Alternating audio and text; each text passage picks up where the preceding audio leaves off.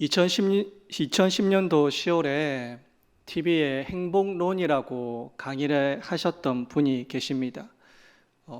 그분은 행복전도사라고 불렸습니다.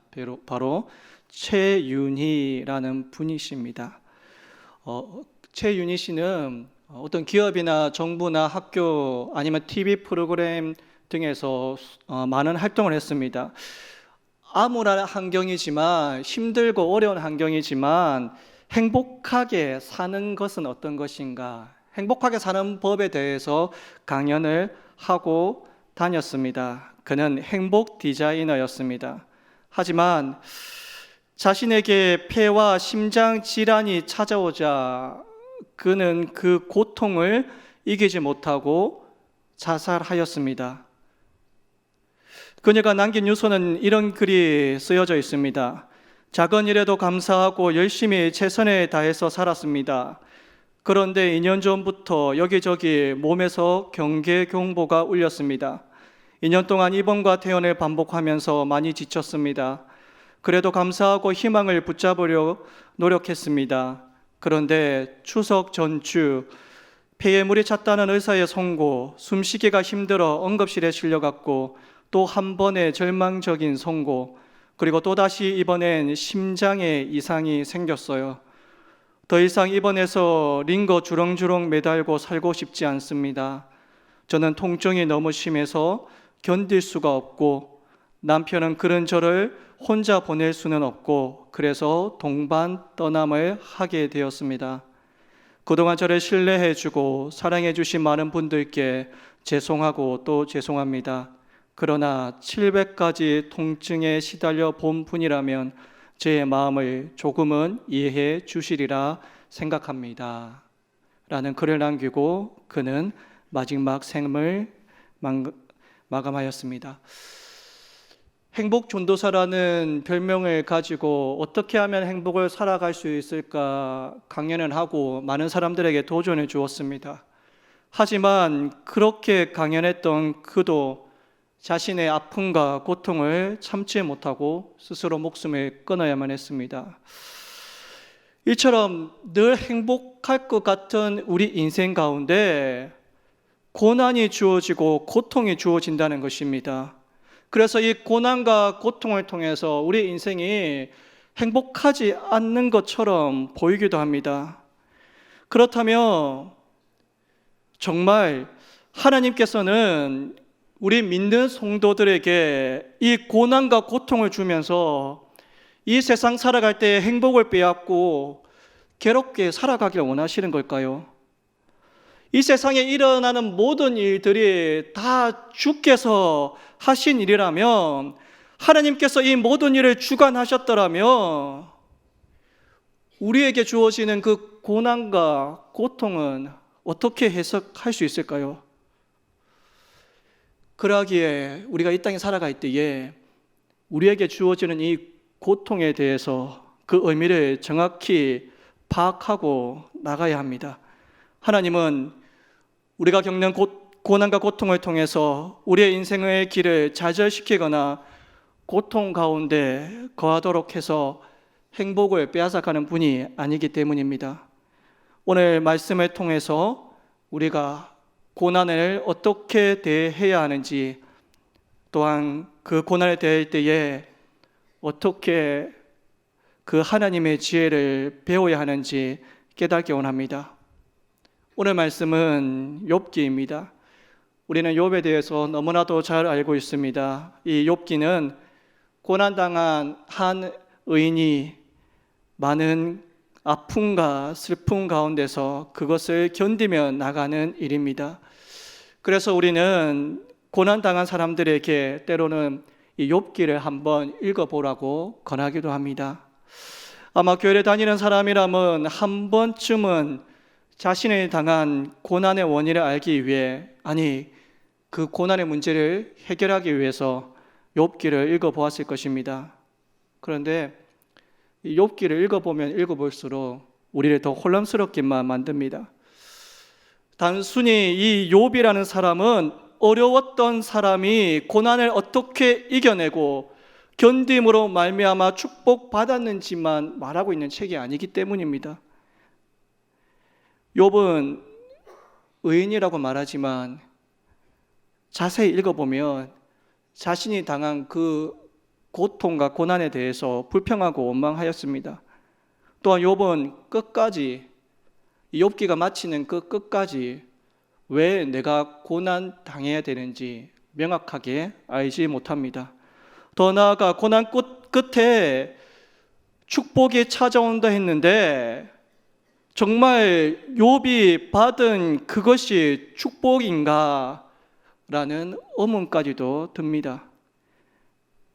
내 몸에 잠을 못 이루며 차라리 죽었으면 좋겠다라는 그 신음하는 육체의 질병이 생기고 한순간에 아내가 떠나가고 자녀가 죽으며 모든 재산이 사라졌습니다. 그리고 그 고난의 끝에 견디고 인내하였더니 놀랍게도 더 많은 재산과 자녀를 얻었습니다.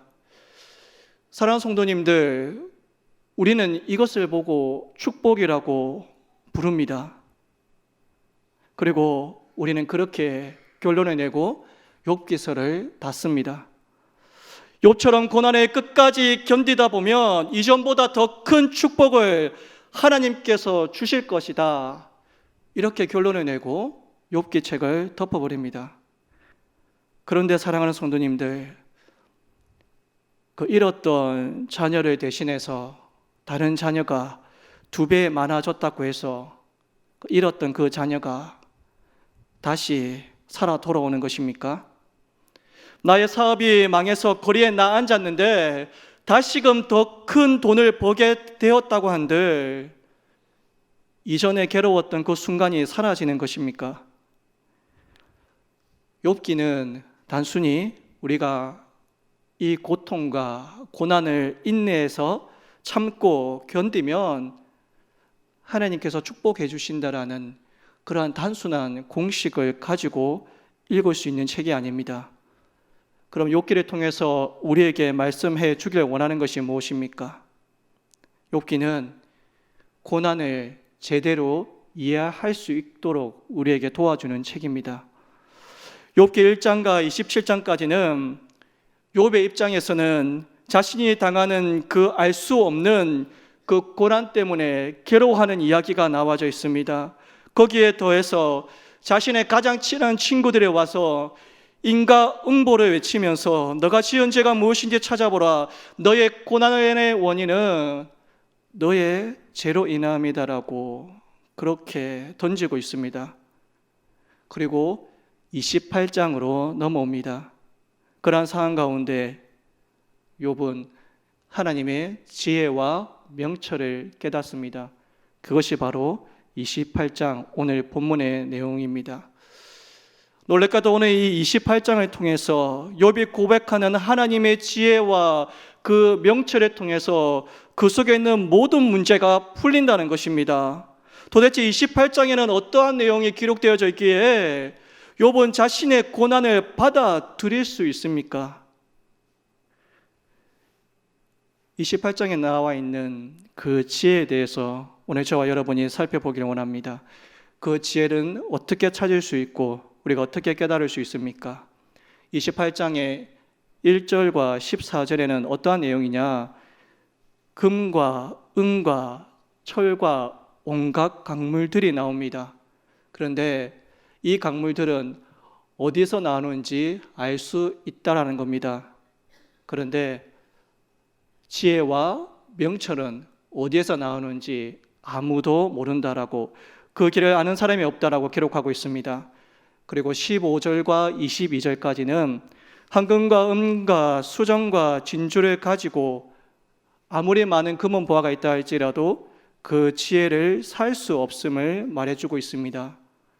그렇다면 지혜가 어디서 오는지도 모르고 아무리 많은 돈이 있어도 지혜를 살 수 없는데, 그렇다면 이 지혜와 명철은 어떻게 얻을 수 있습니까? 23절에 이렇게 기록합니다. 하나님이 그 길을 아시며 있는 곳을 아시나니. 누가 아십니까? 하나님이 아십니다. 하나님만이 지혜를 아시고 하나님만이 지혜를 가지고 계십니다. 그렇다면 도대체 그 지혜가 무엇입니까? 하나님만이 알고 있는 그 지혜, 하나님만이 가지고 있는 그 지혜, 그것은 도대체 무엇입니까? 그 지혜가 무엇인지 24절과 26절에 기록하고 있습니다. 우리 다 함께 한 목소리로 봉독하겠습니다. 이는 그가 땅끝까지 감찰하시며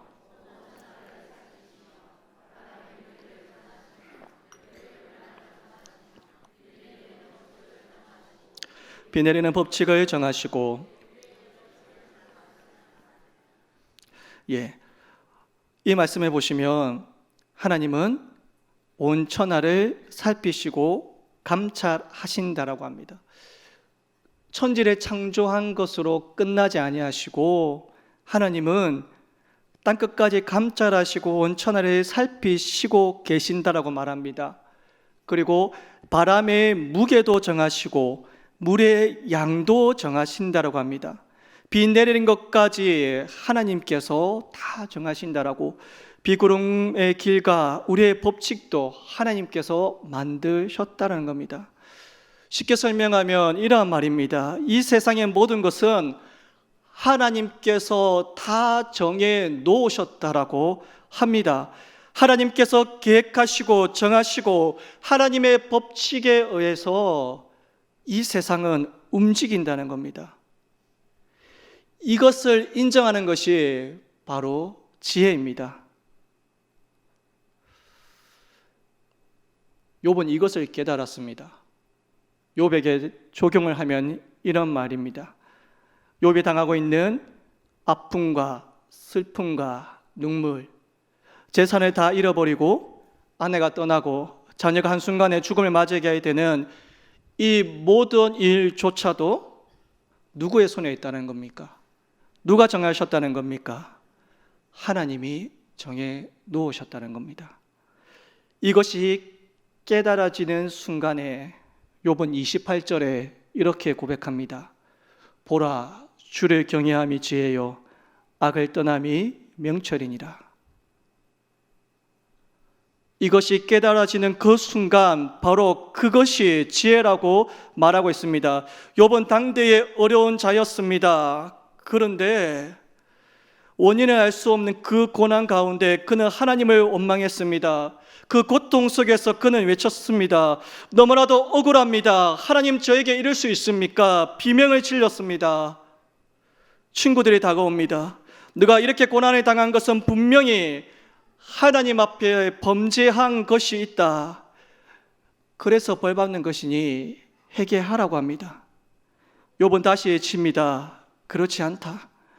난 하나님께 벌받을 짓을 한 것이 없다.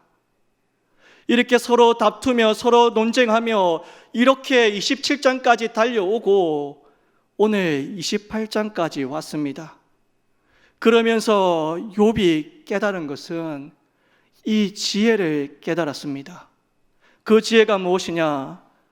모든 것이 하나님의 손에 달려있고 모든 것이 하나님이 정해 놓으셨다는 겁니다. 내가 겪고 싶지 않은 일들을 면제받고 내가 원하는 것만 받고자 하는 것이 아니라 내 인생은 하나님의 손에 달려있다는 겁니다. 하나님께서 정하신 대로 그저 맡기고 그분을 믿고 살아가는 것이 지혜구나, 이것을 고백하는 것입니다. 사도 바울은 말로 표현할 수 없는 그 극심한 고난을 받은 후에 이렇게 고백합니다. 형제들아, 우리가 아시아에서 당한 환난을 너희가 모르기를 원하지 아니하노니 힘에 겹도록 심한 고난을 당하여 살 소망까지 끊어지고 우리는 우리 자신이 사형 선고를 받은 줄 알았으니 이는 우리로 자기를 의지하지 말고 오직 죽은 자를 다시 살리시는 하나님만 의지하게 하심이라. 사도 바울은 자신에게 주어진 그 고난을 이렇게 고백합니다. 살 소망까지 끊어진 고통이다라고 합니다. 그런데 그것조차도 하나님께서 허락하신 것입니다. 그러하기에 그는 이렇게 고백합니다. 하나님을 의지하자라고, 묵묵히 의지하며 이겨내자라고 고백합니다. 나는 이해할 수 없지만 나에게 주어진 모든 일들을 하나님께서 허락하셨다면 그분을 의지하고 믿고 신뢰하며 묵묵히 걸어가자는 겁니다. 우리가 고난 가운데 기억해야 될 것이 바로 이것입니다. 우리가 받는 고난이 이해되지 않지만 하나님께서 허락하셨다는 겁니다. 이것이 받아지는 것이 지혜입니다. 페니 크로스비라는 사람이 있습니다. 1820년에 태어났습니다. 미국 뉴욕에서 태어났습니다. 태어난 지 6주 만에 이 여자아이는 맹인이 되었습니다. 그가 건강이 안 좋아서 맹인이 된 것이 아니라 의사가 약물을 잘못 투여해서 맹인이 되었습니다. 너무나도 안타깝습니다. 인간적인 관점에 볼 때에 너무나도 불쌍한 아이입니다. 페니의 어머니는 이 어린 아이가 맹인이 된 사실을 알고 통곡하며 밤을 새워 울었습니다. 마을 사람들은 이 의사의 실수로 맹인이 되었다는 것을 알고 이 의사를 어떻게든 찾아가서 처벌해야 된다고 소리 질렀습니다. 그런데 이 의사는 도망치고 난 후였습니다. 이 페니는 가난하여서 제대로 된 치료를 받지 못했습니다. 페니가 1살 되었을 때에 극진히 볼살피고 사랑해 주었던 아버지도 세상을 떠나고 말았습니다. 페니의 엄마가 늘 생화골로 바빴기 때문에 페니는 할머니와 함께 지내야만 했습니다. 할머니가 페니의 어린 시절에 지대한 영향을 미쳤습니다. 그런데 참으로 감사한 것은 이 페니의 할머니가 신앙심이 너무나도 좋았습니다. 페니에게 늘 성경을 읽어주었습니다. 창세기, 출애굽기, 레위기, 민수기, 신명기, 시편과 잠언과 룻기, 신약의 대부분을 읽어주었고 그리고 암송할 수 있도록 도와주었습니다. 그리고 할머니는 페니에게 꽃 한 개를 맞게 해주고 그리고 많은 사물들을 만지고 이름을 가르쳐주고 그리고 묘사해 주었습니다.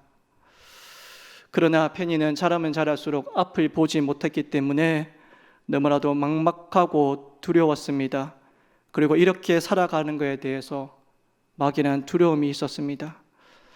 그가 11살이 되었을 때에 그를 사랑하던 할머니도 페니의 곁을 떠나고 말았습니다.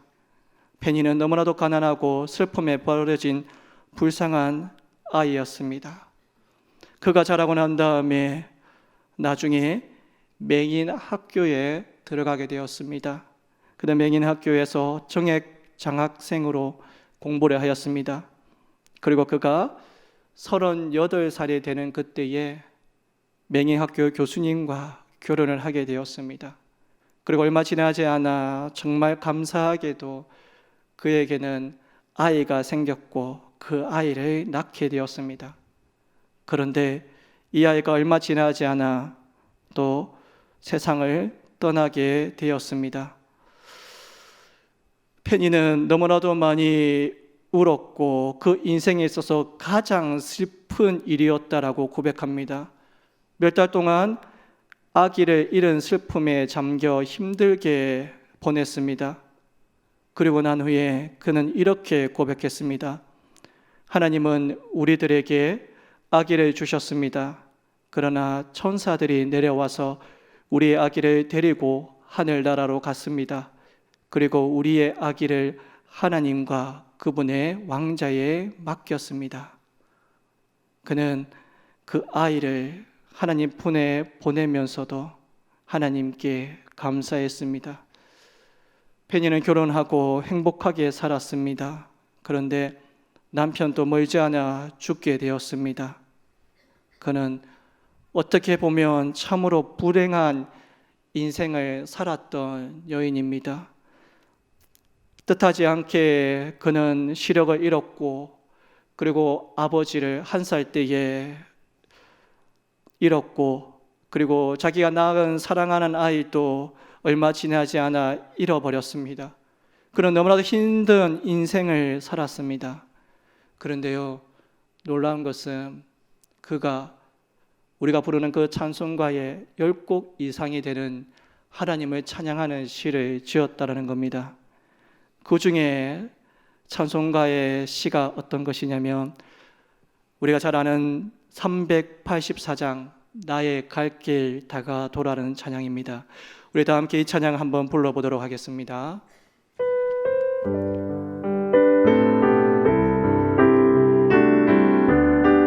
나의 갈 길 다가도록 나의 갈 길 다가도록 예수 인도하시니 내 주 안에 있는 어찌 믿음으로 사는 자는 믿음으로 사는 자는 하늘 위로 받겠네. 무슨 일을 만나든지 만사 형통하리라. 무슨 일을 만나든지 만사 형통하리라. 나의 갈 길 다가도록 나의 갈 길 다가도록 예수 인도하시니 어려운 일 당할 때도 어려운 일 당할 주시네. 족하는 나는 심히 고단하고 나는 심히 고단하고 영혼 매우 바라나. 나의 앞에 반석에서 샘물 나게 하시네. 나의 앞에 반석에서 샘물 나게 하시네. 나의 갈 길 다가도록 나의 갈 길 다가도록 예수 인도하시니 그의 사랑 어찌 큰지 말로 알 수 없고 성령 감화 마른 영혼 하늘나라 갈 때에 영영 부를 나의 찬송 예수 인도하셨네. 영영 부를 나의 찬송 예수 인도하셨네. 사랑하는 성도님들, 우리는 이렇게 고백할 수 있을까요? 뜻하지 않게 누군가의 실수로 눈을 잃어버렸는데, 시력을 잃어버렸는데, 내가 사랑하는 아빠가 내가 1살 기억도 못하는 그때에 주님께서 불러가셨는데, 내가 사랑하는 할머니도 주님께서 불러가시고, 그리고 힘들게 결혼해서 낳은 그 아이조차도 내 품에 얼마 있지 않아 하나님께서 불러가시고, 내 사랑하는 남편조차도 하나님께서 불러가시는데, 나의 갈 길 다가도록 예수 인도하시니 내 주 안에 있는 긍휼을 어찌 의심하리요. 믿음으로 사는 자는 하늘 위로 받겠네. 무슨 일을 만나든지 만사 형통하리라. 무슨 일을 만나든지 만사 형통하리라. 사랑하는 성도님들, 무엇이 형통입니까? 무엇이 축복이고 무엇이 잘 되는 것입니까? 이 페니의 인생 가운데 여러분은 무엇이 형통이라고 말할 수 있고 무엇이 축복이라고 말할 수 있습니까? 욥의 인생 가운데 여러분은 무엇이 형통이라고 말할 수 있고 무엇이 축복이라고 말할 수 있습니까? 여러분, 그 지혜를 깨닫지 못하면은 여러분 죽어도 형통이라고 말할 수 없습니다. 하나님이 하셨습니다. 하나님이 계획하셨습니다. 하나님이 정하신 것입니다. 그것이 인정되지 않는 한 나의 고통은 괴로움일 따름입니다. 내 인생 가운데 행복은 없습니다. 욥은 깨달았습니다. 하나님의 지혜를 깨달았어요. 하나님께서 하셨구나. 그런데요, 거기에는 신뢰와 믿음이 필요합니다. 하나님의 신뢰와 예수님의 신뢰가 필요합니다. 어떤 신뢰냐? 우리에게 있는 대제사장은 우리의 연약함을 동정하지 못할 이가 아니요 모든 일에 우리와 똑같이 시험 받으신 이로되 죄는 없으시니라. 하나님도 똑같이 고난당하시고 예수님도 그 십자가에서 우리와 똑같이 고난당하셨다. 하나님이 고난을 모르는 게 아니에요. 하나님은 전지전능하시고 신이시기 때문에 내가 당하는 고난 모르겠지. 하나님은 모르시기에 나를 이렇게 눈물 흘리게 하시지, 나를 이렇게 아프게 하시지. 아니요. 하나님은 누구보다 고통이 무엇인지 아십니다. 누구보다 눈물이 무엇인지, 슬픔이 무엇인지 아십니다. 그렇게 사랑하는 하나밖에 없는 아들을 이 땅에 보내시고 그 아들이 그 십자가에서 고통당하는 것을 직접 목격하였습니다. 예수님은 그 고통을 직접 체험해야만 했습니다. 사랑하는 성도님들,